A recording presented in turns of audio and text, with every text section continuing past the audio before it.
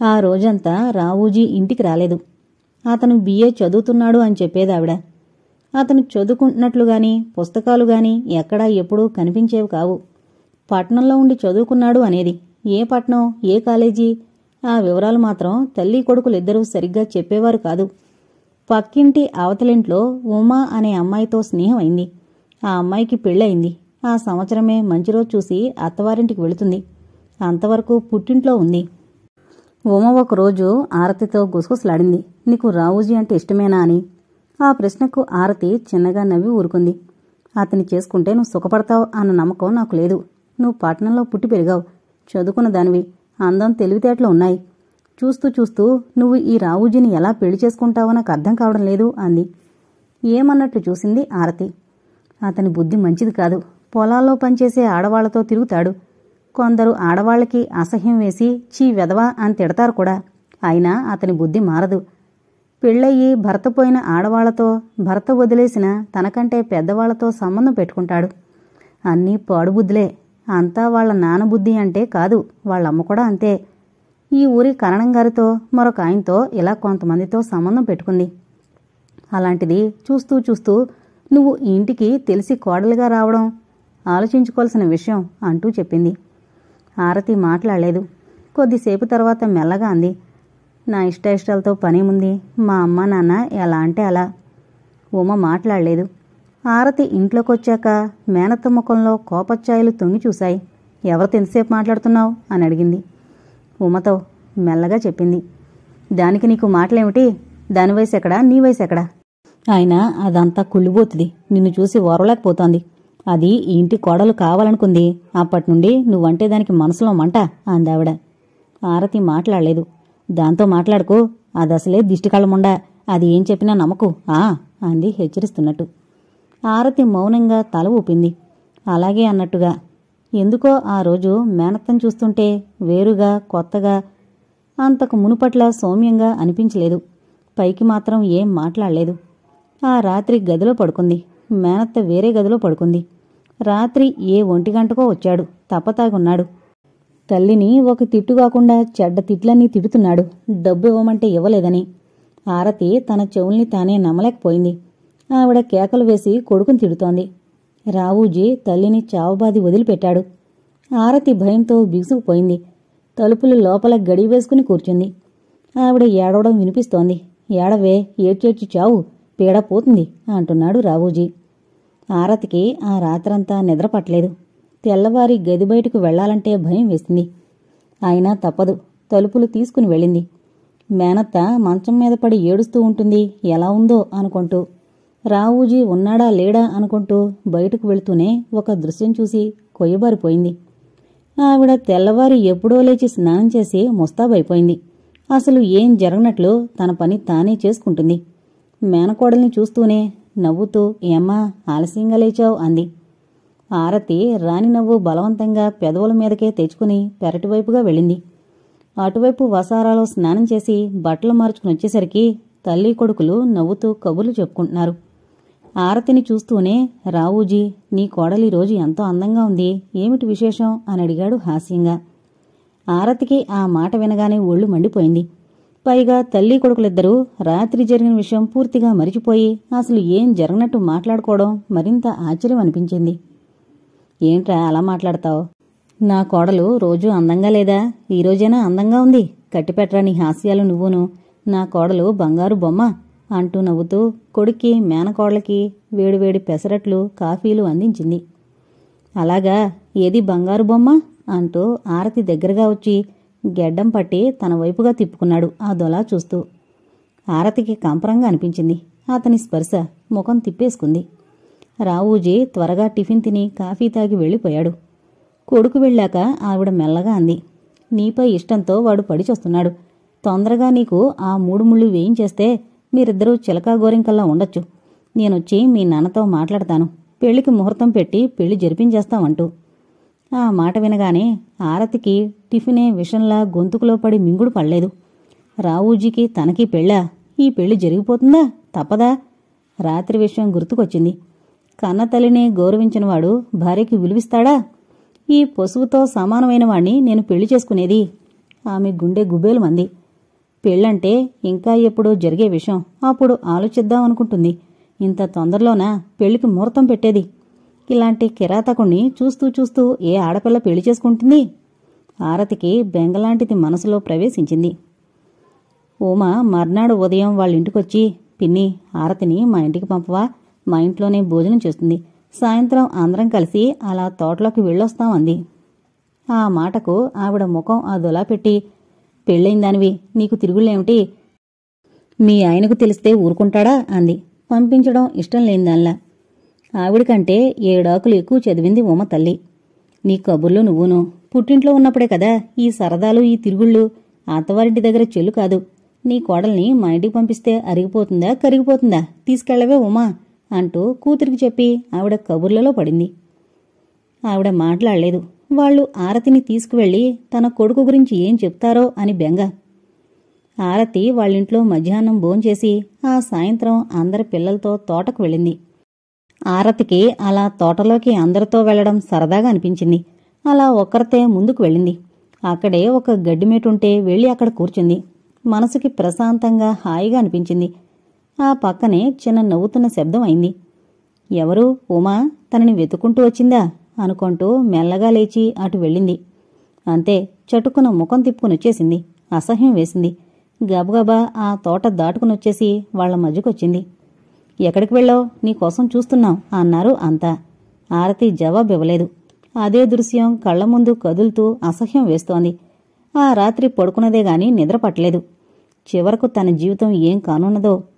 రావూజీ అక్కడ తోటలో, పొలంలో కూలికొచ్చిన ఆమెతో తలుచుకుంటే అసహ్యం వేస్తోంది. ఆ ఊళ్ళో ఉండాలి అంటే ప్రాణం మీదకు వస్తున్నట్లుంది. ఆ మర్నాడు ఉదయం ఎలాగైనా తన ఊరు వెళ్ళిపోవాలనుకుంది. ఎలా అని ఆలోచిస్తుండగా ఆ ఉదయం తండ్రి తమ్ముణ్ణి పంపించి ఆరతిని తీసుకురమ్మని చెప్పడంతో పోయిన ప్రాణం వచ్చినట్టయింది. అయ్యో, మరో 2 రోజులు ఉండాలి అందావిడ. మరోసారి వస్తాను, వచ్చి 1 నెల రోజులుంటాను అంది. మనసులో మళ్ళీ ఈ ఇంటికి రావడమే అనుకుంది భయంగా. ఆవిడ మేనకోడలికి మంచి చీరలు 2 కొనిచ్చింది. 100 రూపాయలు చేతికిచ్చింది. ఎప్పుడు ఏమిచ్చినా సంతోషంగా తీసుకున్న ఆరతి ఆ రోజు మాత్రం ఇబ్బందిగా ఏదోలా అనిపించింది. అయిష్టంగా తీసుకుని ఊరు బస్సు ఎక్కేసింది. ఇంటికొచ్చాక గాని మనసు కుదుట పడలేదు. ఇంటి దగ్గర మాత్రం ఈ విషయాలు ఏం తల్లి తండ్రికి చెప్పలేదు. చెప్తే వాళ్లు బాధపడతారు ఎందుకు అని ఊరుకుంది. ఆ ఊరొచ్చాక ఏదో చదువులో పడిపోయింది మళ్ళీ. ఆ విషయాలు పూర్తిగా మర్చిపోయింది. అదే సమయంలో ఆ వీధి చివర ఇంట్లో ఓ కుటుంబం అద్దెకు దిగింది. తల్లి తండ్రి, 3 కొడుకులు, 2 కూతుళ్ళు, 2 అమ్మాయిలు, 2 అబ్బాయిలు చదువుకుంటున్నారు. పెద్ద కొడుకు ఉద్యోగం చేస్తున్నాడు. తండ్రి రిటైర్డ్ అయిపోయి ఏదో షాపులో పొద్దులు రాయడానికి ఒప్పుకున్నాడు. వాళ్లు పెద్ద ఉన్నవాళ్లు కాదు, అంతంత మాత్రంగా ఉన్నవాళ్లే.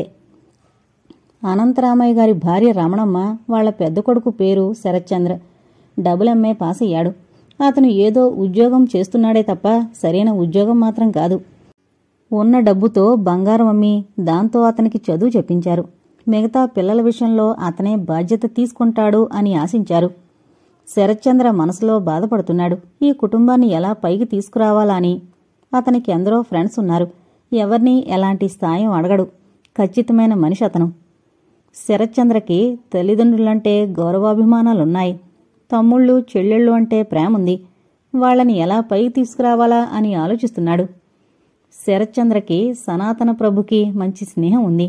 అయితే స్నేహం వరకే. ఇంటి విషయాలు, తల్లిదండ్రుల గురించి, తోబుట్టుల గురించి ఎప్పుడూ వాళ్లు మాట్లాడుకోలేదు. విషయాలు తెలుసుకోలేదు. సనాతన ప్రభు అంటే లక్ష్మీపుత్రుడు అని అంటారు అందరూ. అతనికి చాలా బిజినెస్లున్నాయి. ఆ ఊళ్ళో ఫ్యాక్టరీ ఒకటుంది. అందరికీ అతను ఉపాధి కల్పిస్తున్నాడు. శరత్చంద్రకి రమ, లక్ష్మి 2 చెల్లెళ్లున్నారు. రమ BA చదువుతుంది. లక్ష్మి ఆ సంవత్సరం BAలో జాయిన్ అయింది. పెద్ద తమ్ముడు రమేష్ BSc చదువుతున్నాడు. చిన్న తమ్ముడు జగన్నాథ్. అందరూ అతన్ని జగ్గు అని పిలుస్తారు. జగ్గు MCE చదువుతున్నాడు.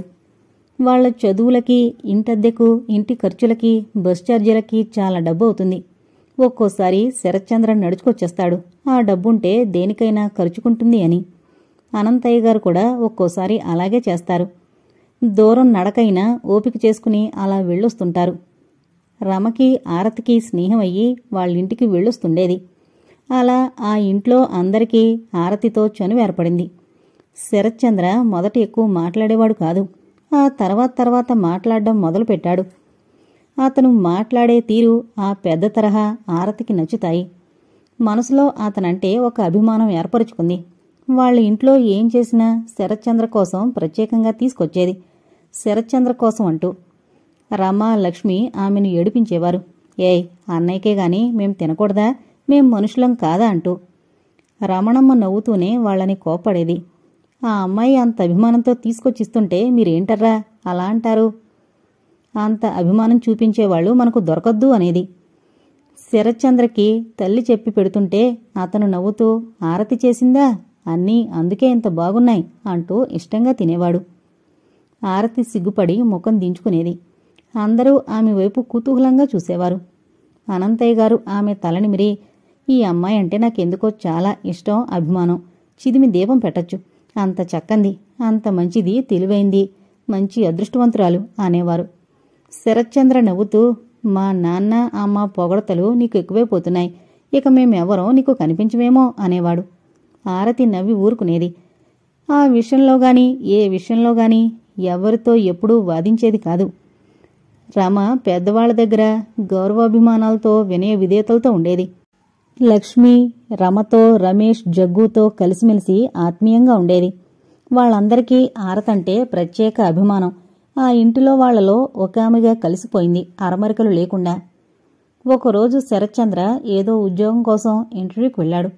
ఆ ఉద్యోగం తప్పకుండా అతనికే వస్తుంది అన్న ఆశ అందరిలో ప్రాగిపోయింది. అన్నయ్యకు ఈ ఉద్యోగం వస్తే మా కష్టాలు గట్టెకినట్టే, మా అందరి మనసులో కుదుటపడ్డట్టే అని అనుకున్నారు తమ్ముళ్ళు, చెల్లెళ్ళు.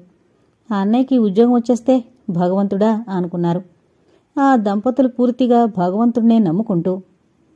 ఈ ఉద్యోగం నాకొచ్చేస్తే శరత్చంద్ర ఇంట్లో అందరి గురించి ఆలోచిస్తూ ఆశపడ్డాడు. అందరి ఊహకు విరుద్ధంగా జరిగింది. ఆ ఉద్యోగం మరొకరికి ఇచ్చేశారు. చాలా మంచి ఉద్యోగం, ఫారెన్ వెళ్లే అవకాశాలు కూడా వస్తాయి. అదృష్టం ఉండద్దు. ఆ రోజంతా అందరూ అలా కూర్చుండిపోయారు. ఎవరికీ భోజనాలు చేయబుద్ధి కాలేదు. ఆరతి వాళ్ల పరిస్థితిని అర్థం చేసుకుని ఆ రోజు తనే ఏదో తనకు వచ్చిన వంట చేసి అందరికీ బలవంతంగా భోజనాలు పెట్టింది. శరత్చంద్ర తన గదిలో అలా పడుకునున్నాడు, మాట పలుకు లేకుండా, గదిలో లైటు వేసుకోకుండా. ఆరతి వెళ్ళింది ఆ గదిలోకి, లైటు వేసింది. గది నిండా వెలుతురు అలుముకుంటుంటే విసుగ్గా తలతిప్పి చూశాడు. లైటు ఎందుకు వేశారు అన్నట్టుగా.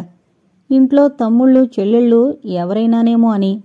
ఆరతి కనిపించడంతో నువ్వా అన్నట్టు అలా చూశాడు. ఆరతి అతని వైపు రెప్ప వాల్చకుండా క్షణంసేపు చూసింది. ఆ క్షణం ఇద్దరూ కళ్లతో ఒకళ్ళని ఒకళ్ళు ప్రశ్నించుకుని జవాబు చెప్పుకున్నారు. జరిగింది నీకు తెలుసు కదా. నేను మీ బాధ అర్థం చేసుకోగలను. డబ్బు లేనివాళ్లకే ఈ బాధలు, ఈ కన్నీళ్లు. ఉద్యోగాలకి అన్ని అడ్డంకులా, రికమెండేషన్లు, లంచాలునా? ఇక నాకు ఉద్యోగం దొరికేది ఎలా? కాని ఏం చేయను? నా వాళ్లని నేను ఎలా గట్టెక్కించగలను? నా మీద ఎన్ని ఆశలు పెంచుకున్నారో చూస్తున్నావు కదా అన్నట్లు శరత్చంద్ర ఒక్క మాట కూడా మాట్లాడకుండా కళ్లతోనే చెప్పాడు తన మనసులోని భావాలు. అలాగే ఆరతి కూడా కళ్లతోనే అతనికి జవాబిచ్చి కళ్లతోనే ఓదార్చింది. బాధపడకండి. చీకటి వెలుగులు, కష్టసుఖాల మిళితమే ఈ జీవితాలు. చీకటి వెనక వెలుతురొస్తుంది. కష్టాన్ని దాటుకుని సుఖాలొస్తాయి. బాధల్ని శ్రమతో ఓర్చుకోవడమే వివేకవంతుల లక్షణం. ఈ ఉద్యోగం రాలేదు అని విచారిస్తున్నారే గాని ఈ ఉద్యోగం మీకు రాకపోవడంలో కారణమేమిటో ఆలోచించలేదు. ఇంకా పెద్ద ఉద్యోగం మీకు రాబోతుందేమో, ఆ విషయం ఆలోచించరేమిటి? ఏది జరిగినా మీ మంచికే అంటారు అన్నట్టు కళ్లతోనే ధైర్యం చెప్పి ఓదార్చింది. శరత్చంద్ర మంచం మీద నుంచి లేచాడు. ఆరతి అలాగే బొమ్మలా నిలబడింది. ఆమె గుండెల్లో బాధ కళ్లల్లో వెదజల్లుతున్నా ఆమె పెదవులు మాత్రం చిరునవ్వుని వదిలిపెట్టలేదు. ఆమె దగ్గరగా వచ్చాడు. ఆరతి అనురాగంతో, అభిమానంతో పిలిచాడు. చిరునవ్వుతో చూసింది అతని వైపు. ఈ చిన్న వయసులో నీకింత గుండె నిబ్బరం, ధైర్యం ఎలా వచ్చాయి? ఆమె చేతిని తన చేతిలోకి తీసుకుంటూ అడిగాడు. ఆ ప్రశ్నకు ఆమె చిరునవ్వు నవ్వి, మీ కుటుంబం కంటే కష్టాలలో మునిగి తేలుతున్న కుటుంబంలో పుట్టి పెరిగాను. ఆ వాతావరణమే నాకు ఓదార్పుని, ధైర్యాన్ని, ఓర్పుని ప్రసాదించాయి. ఆరతి, నీ కళ్ళు నాకింకా ధైర్యాన్నిస్తున్నాయి. అంత చక్కని కళ్ళు, అంత చక్కని మనసు ఉన్న నువ్వు అదృష్టవంతురాలివి కాదు? నిన్ను పెళ్లి చేసుకోబోయే నీ భర్త అదృష్టవంతుడు అన్నాడు. ఆ మాటకి ఆరతి తల వంచుకుంది. ఆమె మనసులో తీయని తలపు తలెత్తింది. రావూజీని మనసులో నుండి పూర్తిగా తొలగించేసింది. రావూజీతో పెళ్లి జరిపించారో తన శవానికే ఆ పెళ్లి జరుగుతుంది, లేదా తన ఇష్టానికే విలువనిస్తే తన మనసుకి నచ్చిన అతనితో పెళ్లి జరుగుతుంది. తను సుఖంగా సంతోషంగా ఉంటుంది. స్త్రీకి పెళ్లి, పిల్లలు భగవంతుడిచ్చిన వరం. పెళ్లిళ్ళు అందరికీ అవుతాయి, పిల్లలు పుడతారు. ఉత్తముడైన వ్యక్తితో పెళ్లి జరగడం, అతనికి ఇల్లాలు కావడం, అందమైన చక్కని తెలివితేటలున్న పిల్లలు పుట్టడం, అది స్త్రీకి భగవంతుడిచ్చిన వరం. మనసు రెక్క విప్పుకొని ఆకాశంలోకి ఎగరసాగింది. ఆరతి ఆమె చేతిని 2 చేతులతో పట్టుకున్నాడు. మెల్లగా తలెత్తి అతని ముఖంలోకి చూసింది. ఆరతి, ఎప్పుడు నువ్వు ఈ ఇంట్లోనే ఉండిపోవాలని నా కోరిక. నీ సలహాలు, నువ్వు చెప్పే ధైర్యం నాకెప్పుడూ కావాలనిపిస్తుంది. నా ఊహ స్వార్థంతో కూడింది. నిన్ను ఎప్పుడూ ఈ ఇంట్లో ఉండిపోవాలని కోరుకోవడం అంటూ చిన్నగా నవ్వి, కనీసం రోజుకొకసారైనా నువ్వు కనిపిస్తే నా మనసుకేదో శాంతి, సంతోషం అన్నాడు మెల్లగా. ఆరతి చిరునవ్వు నవ్వింది. నేను రోజూ ఈ ఇంటికి వచ్చి వెళతాను. నా పట్ల అభిమానం, ఆప్యాయత చూపించేవాళ్లు ఇంకెవరున్నారు చెప్పండి? ఈ ఇంటిలో అడుగు పెట్టకుండా నేను ఏ పని చేయలేను. మీ ఇంట్లో అందరూ నాకు కనిపించాలి అంది మెల్లగా. ఆరతి, ఒక్క మాట నీ నోటి వెంట చెప్పు. ఏంటది? మెల్లగా అడిగింది. నాకు ఉద్యోగం వస్తుంది అంటావా? ఈ ఇంటి బరువు బాధ్యతలు పెద్ద కొడుకుగానే తీసుకుంటానంటావా? అడిగాడు అమాయకంగా. ఆమె నోటి వెంట వింటే అతనికో తృప్తి. ఆ ప్రశ్నకు చిరునవ్వు నవ్వింది. మీకెందుకు ఉద్యోగం దొరకదు? సోమరతనం ఉన్నవాళ్లు ఎక్కడా బ్రతకలేరు. కష్టపడిన వాళ్ళకి ఎక్కడైనా డబ్బే. మంచి రోజులు రాక మానవ్. మీ బాధ్యతలు మీరు చక్కగా నిర్వర్తించగలుగుతారు అంటూ ధైర్యం చెప్పింది. ఆ మాటలు వింటూనే తేలిగ్గా ఊపిరి పీల్చుకున్నాడు. మనిషిలో ఉత్సాహం పుంజుకుంది. రండి భోజనం చెదురుగాని అంటూ అతని చేతిని అలాగే పట్టుకుని బయటకు తీసుకువెళ్ళింది. కొడుకు భోజనానికి రావడంతో తల్లి, తండ్రి అందరి ముఖాలు సంతోషంతో పరవశించాయి. అతని చేతిని అలాగే పట్టుకుని అనంతయ్య గారి పక్కన పీట మీద కూర్చోబెట్టింది. వడ్డన ప్రారంభించింది. ఆరతి వినయ విధేతలు, ఆ మంచితనం అందర్నీ ఆకట్టుకున్నాయి. అమ్మా, నాన్న, నాకు ఆరతి ఎంతో ధైర్యం చెప్తోంది.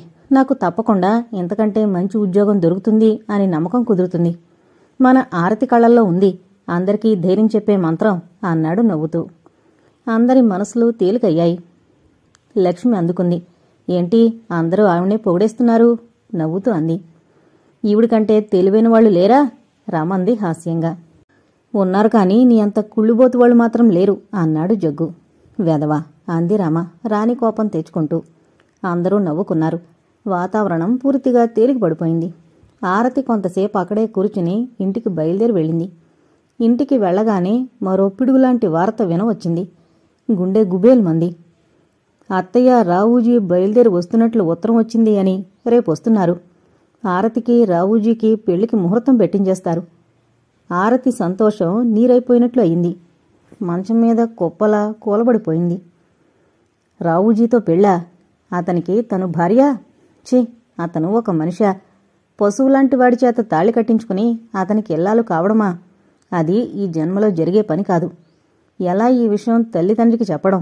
చెప్తే వింటారా? ఎలా నీ పెళ్లి చేస్తావంటూ మెడల వంచి మరీ పెళ్లి జరిపిస్తారు. ఇప్పుడు ఏం చేయడం? మతిపోయినట్లుగా అలా రాత్రంతా ఆలోచిస్తోంది. తెల్లవారుతుంది అంటే భయం. తెల్లవారితే అత్తయ్య వాళ్ళు వచ్చేస్తారు. సూర్యోదయాన్ని ఆపడం మానవతరమా? ఆరతి అనుకున్నట్లుగా సూర్యోదయం ఆగలేదు. ఆమె ఆశించినట్లు కాలేదు. తెల్లవారింది. ఇంట్లో హడావిడిగా ఉంది. ఆమెకు తెల్లవారి వెలుగు చూశాక మంచం మీద నుండి లేవాలి అంటే దుఃఖం ముంచుకొచ్చింది. అత్తయ్య వాళ్ళు వచ్చేస్తారు. వాళ్ల రాకని ఎవరూ ఆపలేరు. ఆ విధాత తన తలరాతను ఈ విధంగా రాస్తే ఆపేవాళ్ళెవరూ? మనసు రాయి చేసుకుంది. జరిగే పెళ్లి ఎలానూ జరుగుతుంది. జరగదు అనుకున్న పెళ్లి ఎవరూ జరిపించలేరు. ఆరతి మంచం మీద నుండి లేచింది భారంగా. యథాప్రకారం స్నానం చేసి బట్టలు మార్చుకుని కూర్చుంది. తల్లి, తండ్రి హడావిడిగా ఉన్నారు. పురోహితుడికి కబురు చేశారు సాయంత్రం రమ్మని. అత్తయ్య, రావూజీ టైంకి ఊరి నుండి వచ్చారు. మేనత్తకు మహా సంబరంగా ఉంది కొడుకు పెళ్లి అని. సాయంత్రం పంతులుగారు రావడంతో పెళ్లికి ముహూర్తం పెట్టించారు. 1 నెల రోజులు ఉందనగా ముహూర్తం నిర్ణయం చేశారు. ఆ రాత్రి అందరూ పెళ్లి గురించే మాట్లాడుకుంటున్నారు.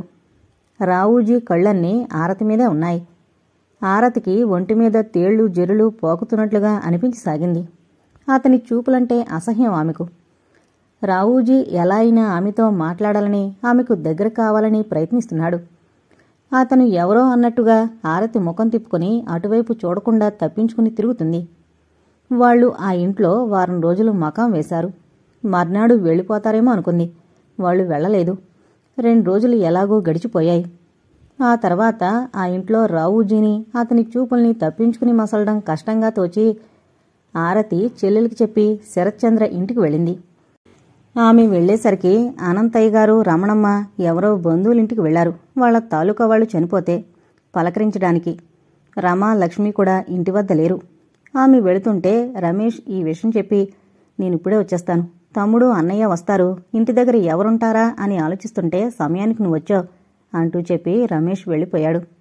ఇంటికి తిరిగి వెళ్ళిపోదాం అనుకుంటుండగా ఆ అబ్బాయి అలా చెప్పడంతో ఏం అనలేకపోయింది. సరే, ఇంటికి వెళ్ళి ఏం చేస్తాను అనుకుని అలాగే అంటూ తల ఊపింది. రమేష్ వెళ్ళిపోయాడు. తలుపులు వేసుకుని లోపల కూర్చుంది, ఏదో పుస్తకం చదువుకుంటూ. తలుపు తట్టిన శబ్దమైంది. జగ్గు వచ్చాడేమో అని తలుపు తీసొచ్చింది. జగ్గు కాదు, శరత్చంద్ర. ఆమె కళ్లల్లోకి కాంతిలాంటిదొచ్చింది. అతను చిరునవ్వు నవ్వాడు. వీళ్ళందరూ ఏరి అంటూ లోపలికొచ్చాడు. ఆరతి చెప్పింది. అలాగా అంటూ తల పంకించి, మంచి వార్త చెప్పాలనుకుంటున్నాను అన్నాడు, కళ్లతో ఊరిస్తున్నట్లుగా చిరునవ్వుతో. అతని ముఖంలోకి పరిశీలనగా చూసింది కుతూహలంతో. ఏంటో తెలుసా? నవ్వుతూనే అడిగాడు. అతనిలో ఉత్సాహం, ధైర్యం కనిపించసాగాయి. ఏంటో చెప్పకుండా నాకెలా తెలుస్తుంది అంటూ నవ్వింది. ఈ రోజుతో నాకు పూర్తిగా నమ్మకం, ధైర్యం వచ్చాయి. నీ మాటలు అక్షరాల నిజమయ్యాయి. ఈరోజు నా చిన్ననాటి స్నేహితుడు కనిపించాడు. అతను లక్షాధికారి, కోటీశ్వరుడు కూడా. చాలా రోజుల తర్వాత కలుసుకుని ఒకరి విషయాలు ఒకరిని తెలుసుకున్నాం. నా గురించి అడిగాడు. నవ్వుతూ చెప్పాను, నా నిరుద్యోగ సమస్య. అతను నాకు ఏదో ఒక ఉద్యోగం ఇస్తాను అని చెప్పాడు. ఈరోజు సాయంత్రం హోటల్లో కలుసుకుందాం అని అన్నాడు అంటూ చెప్పాడు. ఆరతి ఆ మాటలకు మరొకప్పుడైతే నిజంగా సంతోషపడిపోయేది. ఆ రోజు అంత ఉత్సాహం చూపించలేదు. కారణం తన పెళ్లి గురించి బెంగ. ఆ విషయం గమనించి ఎందుకలా ఉంది అనుకుంటూ, ఆరతి, ఏంటలా ఉన్నావు అడిగాడు ఆతృతగా. ఏం లేదు అంటూ తేల్చేయబోయింది. అతను పట్టుబట్టాడు. చెప్పే వరకు ఊరుకోలేదు. తప్పనిసరయ్యి విషయమంతా చెప్పేసింది. అలా చెప్తుంటే కళ్లల్లో నీళ్లు గిరగిరా తిరిగిపోసాగాయి. ఆరతి అంటూ కంగారు పడ్డట్టుగా ఆమె భుజం తట్టాడు. నీ కళ్లల్లో కన్నీరా? అందరికీ ధైర్యం చెప్పిన నువ్వు ఆధైర్యపడుతున్నావా? ఇంతేనా నీ తెలివితేటలు అంటూ ఓదార్చాడు. నిలబడే శక్తి లేనట్టు అతని భుజంపై తలవాల్చి వెక్కి వెక్కి ఏడ్చింది. నాకు ఈ పెళ్లిష్టం లేదు అంటూ. శరత్చంద్ర ఆమె కళ్ళు తుడిచి ఓదార్చాడు. అతని ముఖం గంభీరంగా మారింది. నీకు ఇష్టం లేని పెళ్లి నా కంఠంలో ఊపిరుండగా జరగనివ్వను అన్నాడు దృఢ నిశ్చయంతో. ఆ మాటలకి ఆశ్చర్యంగా, విస్తుపోయినట్లుగా, కొండంత అండ దొరికినంత ధైర్యంగా ఆమె కళ్లల్లో కాంతిలాంటిదొచ్చింది. నిజమా అన్నట్లు కళ్లతోనే ప్రశ్నించింది. అతను మళ్ళా చెప్పాడు. అభిమానం, ఆత్మీయత పంచిచ్చే మంచి స్నేహితుణ్ణి. నీ మనసుకు వ్యతిరేకంగా ఏదీ జరగదు. ఎప్పుడు ఏ సమయంలో అయినా నేనంటూ ఒకణ్ణి ఉన్నానని గుర్తుంచుకో అన్నాడు. కళ్ళు తుడుచుకుంటూ సంతోషంగా చూసింది. ఆమె మనసులో బెంగ ఆ క్షణం తుడుచుకుపోయినట్లయిపోయింది. పద, బయలుదేరు నాతో అన్నాడు. ఎక్కడికి అన్నట్టు ఆశ్చర్యంగా తడితడిగా ఉన్న ఆ రెప్పలు రెపరెపలాడించింది. అతను చెప్పాడు. నా స్నేహితుడు వస్తాడు అని చెప్పాను కదా, పద, అలా తిరిగొస్తే నీ మనసు కుదుటిపడి తేలిక పడుతుంది. అలాగే అన్నట్లు తల ఊపింది. వెళ్ళి మొహం కడుక్కున్నా, నేను స్నానం చేసి బట్టలు మార్చుకొస్తాను అంటూ చెప్పాడు. అతనికి కాఫీ కాసిచ్చి మొహం కడుక్కుని తయారైంది. అంతలో జగ్గు వస్తే ఆ అబ్బాయికి కాఫీ ఇచ్చి ఇంట్లో ఉండమని చెప్పింది. శరత్చంద్ర ఫ్రెండ్ స్కూటర్ అడిగి తీసుకొచ్చాడు. స్కూటర్ స్టార్ట్ చేస్తూ తమ్ముడికి చెప్పాడు. అమ్మ నాన్న వస్తే చెప్పు, ఆరతి నేను పనుండి అలా వెళ్ళామని. జగ్గు అలాగే అన్నట్టు తల ఊపాడు. స్కూటర్ మీద ఇద్దరూ బయలుదేరి వెళ్లారు. ఫ్రెండ్ చెప్పిన హోటల్ దగ్గర దిగారు. చెప్పిన టైంకి అతను రావడంతో శరత్చంద్ర దగ్గరగా వెళ్ళాడు. అతన్ని ఆరతికి పరిచయం చేశాడు. నా ఫ్రెండ్ సనాతన ప్రభు అంటూ. అతను ఆరతి వైపు ఆశ్చర్యంగా రెప్పవేయకుండా చూశాడు. ఆమె కూడా అటు చూసింది. ఇంచుమించు శరత్చంద్రంత పొడవు ఉన్నాడు. అతనిలాగే అందంగా హుందాగా ఉన్నాడు. కాకపోతే శరత్చంద్ర బట్టలు మామూలుగా ఉన్నాయి. అతని అందం టీవీ మరుగున పడ్డట్టుగా ఉన్నాయి. సనాతన ప్రభు డబ్బులో మునిగి తేలుతున్నట్టుగా అనిపిస్తున్నాడు. అలా చూడ్డం బాగుండదని ఆరతి తడబడినట్టయింది. ప్రభు కూడా చూపులు తిప్పుకున్నాడు. అలా చూడ్డం సభ్యత కాదని. ముగ్గురూ వెళ్లి ఏసీ రూంలో కూర్చున్నారు. ప్రభు ఆర్డర్ చేశాడు. అన్నీ బేరర్ తీసుకొచ్చి టేబుల్ మీద పెట్టి వెళ్లాడు. ప్రభు శరత్చంద్రతో మాట్లాడుతున్నా ఆమె వైపు చూడకుండా ఉండలేకపోతున్నాడు. అతని మనసంతా ఆమె ఆక్రమించుకోసాగింది. ప్రభు శరత్చంద్రతో చెప్పాడు, ప్రస్తుతం నీకు సరైన ఉద్యోగం ఇవ్వలేకపోయినా ఏదో ఉద్యోగం ఇస్తాను. 2-3 నెలల తర్వాత మంచి ఉద్యోగం ఇస్తాను అంటూ. ఆ మాటలు వింటూనే శరత్ ఆరతి వైపు సంతోషంగా చూశాడు. ఆమె కూడా అతని వైపు సంతోషంగా చూసింది. ఏంటి అన్నట్టు ప్రభు ఆ ఇద్దరి వైపు కుతూహలంగా నవ్వుతూ చూశాడు. అప్పుడు శరత్చంద్ర చెప్పాడు, తనకి ఏ ఉద్యోగం దొరక్క ఆధైర్యపడుతుంటే ఆమె తనకు ధైర్యం చెప్పడం, అదేవిధంగా నాకు నువ్వు కనిపించడం, ఉద్యోగం ఇవ్వడం నాకు ఆరతికి సంతోషంగా అనిపిస్తోంది. ఈ విషయం వింటే మా అమ్మా నాన్న కూడా సంతోషపడిపోతారు అంటూ. అదా అంటూ నవ్వాడు. అక్కడ్నుంచి వెళ్ళిపోతున్నప్పుడు ప్రభు చెప్పాడు, మరిచిపోయాను చెప్పడం, రేపు మా చెల్లయ్య పుట్టినరోజు, రాత్రికి డిన్నర్, మీరిద్దరూ తప్పకుండా రావాలి అంటూ మరీ చెప్పడంతో ఆరతికి ఏం చెప్పాలో తోచక ఇబ్బందిగా చూసింది. ప్రభు ప్రశ్నార్థకంగా ఇద్దరివైపు చూశాడు. అర్థమై అవనట్టుగా శరత్చంద్ర నవ్వుతూ చెప్పాడు, ఆరతి నేను ఇద్దరం తప్పకుండా వస్తామంటూ. సరే, నువ్వు చెప్తున్నావు, ఆవిడ సందేహిస్తున్నట్టుంది నవ్వుతూ అన్నాడు. అబ్బే అదేం కాదు అంది ఆరతి తడబడుతూ. శరత్ చెప్పాడు, ఇంట్లో బంధువులొచ్చున్నారు, రావడం అవుతుందా లేదా అని నేను తీసుకొస్తాను అంటూ. తప్పకుండా రావాలి, మీరు రాకపోతే నాకు బాగుండదు. శరత్చంద్ర ఆరతి నవ్వారు. తప్పకుండా వస్తామంటూ అతను కారులో బయలుదేరాడు. శరత్ ఆరతి స్కూటర్ మీద బయలుదేరారు. కారు స్టార్ట్ చేస్తూ ప్రభు కుతూహలంగా ఆమె వైపు చూశాడు. అప్పుడే ఆరతి చూసి చొప్పున చూపులు తిప్పేసుకుంది. చచ్చా, తనలా అతని వైపు చూడవలసింది కాదు అనుకుంటూ. సనాతన ప్రభు ఇంట్లో చాలా హడావిడిగా అట్టహాసంగా ఉంది. ప్రభు చెల్లెలు సుజిత. ఆమె అంత అందాల రాశి ఈ ప్రపంచంలో లేదని అన్నగారి నమ్మకం. ఆ అందచందాలకు తగ్గట్టుగా, ఆ ఆస్తి అంతస్తులకు తగ్గట్టుగా ఆమెను ఓ యువరాణ్లా పెంచాడు. ఆ భావం ఆమె నరాల్లో జీర్ణించుకుపోయింది. డబ్బులేని వాళ్ళు, పేదవాళ్లు అంటే ఆమెకు చిరాకు. వాళ్లతో సరిగ్గా మాట్లాడదు. ఆటో మీద, ట్యాక్సీల మీద వచ్చేవాళ్లంటే ఒంటెద్దు బండి మీద వచ్చేవాళ్లతో సమానంగా చూస్తుంది. అంత అహంభావం ఆమెకు. ఆ పార్టీకి ఎందరో వచ్చారు. శరత్, ఆరతి కూడా వచ్చారు. ఆరతి ఆ పార్టీకి రానంటే అతను కోప్పడి చెల్లెల చేత కబురు చేసి రప్పించి బయలుదేరదీశాడు. ఆరతిని మంచి చీర కట్టుకుని చక్కగా తయారవమన్నాడు. అబ్బా, ఎందుకు, ఈ చీర బాగోలేదా ఏంటి అంది. ఆ పార్టీకి చాలామంది పెళ్లికాని అబ్బాయిలొస్తారు, అందంగా తయారైతే అంటూ నవ్వేశాడు శరత్చంద్ర. అందరూ తప్పట్లు కొట్టారు నవ్వుతూ. రమ, లక్ష్మి, రమేష్, జగ్గులని రమణమ్మ చిన్నగా కసిరి వాళ్ళలాగే అల్లరి చేస్తారు గాని అంటూ ఆరతి గెడ్డం పట్టుకుని, పెళ్లి కావలసిన పిల్లలు ఎక్కడికి వెళ్లినా చక్కగా ముస్తాబై వెళ్ళాలి, మంచి చీర జాకెట్ వేసుకుని వెళ్ళు, వాళ్ళు చాలా గొప్పవాళ్ళట కదా అంది.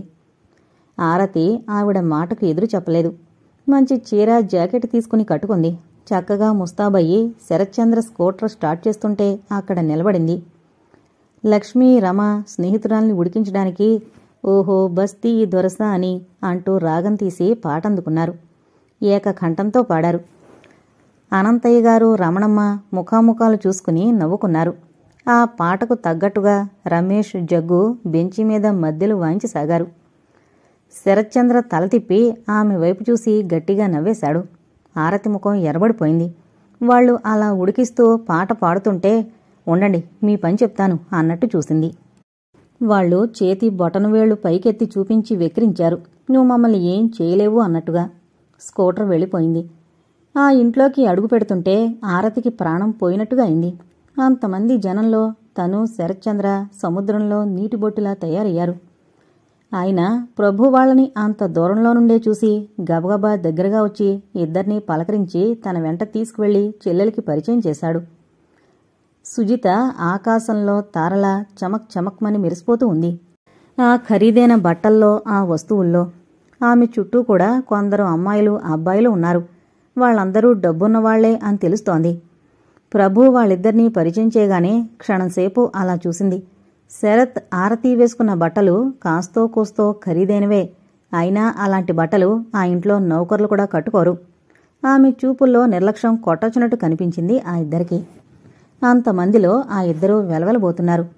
నిజంగా అలాగే ఉన్నారు. అయినా అమ్మాయిల గుంపులో కోలాహలం రేకెత్తింది. పొడుగ్గా అందంగా ఉన్న అతను ఎవరు అంటూ శరత్చంద్రని చూస్తూనే. ఆ అబ్బాయిల గుంపులో కుతూహలం రేకెత్తింది. సన్నగా, పొడువుగా, నాజుగ్గా ఉన్న ఈ అందాల సుందరి ఎవరు అంటూ ఆరతిని చూస్తూనే. అందరూ వరుసగా సుజితనే అడగసాగారు. ఏమో నాకు తెలీదు. ఆరతట, శరత్చంద్రట. నాకు ఈరోజే మా అన్నయ్య పరిచయం చేశాడు అంటూ చెప్తూనే ఆమె దృష్టి శరత్చంద్ర మీద పడింది. నిజంగా తనంతగా గమనించలేదు. ఏమందం, ఆ టీవీ, ఆ దర్జా, ఓహో అనుకోకుండా ఉండలేకపోయింది. ఆమె కోల కళ్ళు ఓరగా అతన్నే గమనించసాగాయి. శరత్చంద్ర, ఆరతి మాత్రం దూరంగా ఒకచోట కూర్చుని భోజనం చేసాగారు. ప్రభు కళ్ళు ఆరతి మీద నుండి తిప్పుకోలేకపోతున్నాడు. ఈ అమ్మాయిని పెళ్లి చేసుకోవాలి అంటే అదృష్టం కూడా ఉండాలి. శరత్చంద్రతో అంత చనువుగా ఉంది అంటే ఆ ఇద్దరు పరస్పర ఆకర్షణలో పడలేదు కదా. అలాంటప్పుడు వారిద్దరి మధ్య తను వెళ్లకూడదు అనుకోసాగాడు మనసులో. సుజిత అతన్ని గమనిస్తూ, ఎవరా రాక్షసి, అతన్ని గాని పెళ్లి చేసుకోబోతుందా? ఆమెకు ఈర్షలాంటిదొచ్చేసింది. డిన్నర్ పూర్తయింది. థ్యాంక్స్ చెప్పి ఒక్కొక్కళ్ళు అందరూ వెళ్ళిపోతున్నారు. శరత్, ఆరతి కూడా ప్రభుకి చెప్పి బయలుదేరారు. శరత్ అనుకోకుండా తల తిప్పి పక్కకు చూశాడు. అక్కడ సుజిత నిలబడింది. ఆమె కూడా అలాగే చూస్తోంది. ఆ క్షణం ఇద్దరి చూపులు ఒకటిగా అల్లుకుపోయాయి. మరుక్షణం ఆ 4 కళ్ళు కంగారుపడి బెదిరిపోయాయి. ఆమె ఎవరు? స్నేహితుడి గారాల చెల్లెలు. అలా చూడడం సభ్యత కాదు అనుకున్నాడతను. అతను ఎవరో తెలీదు. మరీ అలా చూడడం మర్యాద కాదేమో. అతనేమనుకుంటాడు? ఈరోజేమిటో తన మనసు చెప్పిన మాట వినడం లేదు అనుకుంది సుజిత విసుక్కుంటూ. వాళ్ళు వెళ్ళిపోయారు.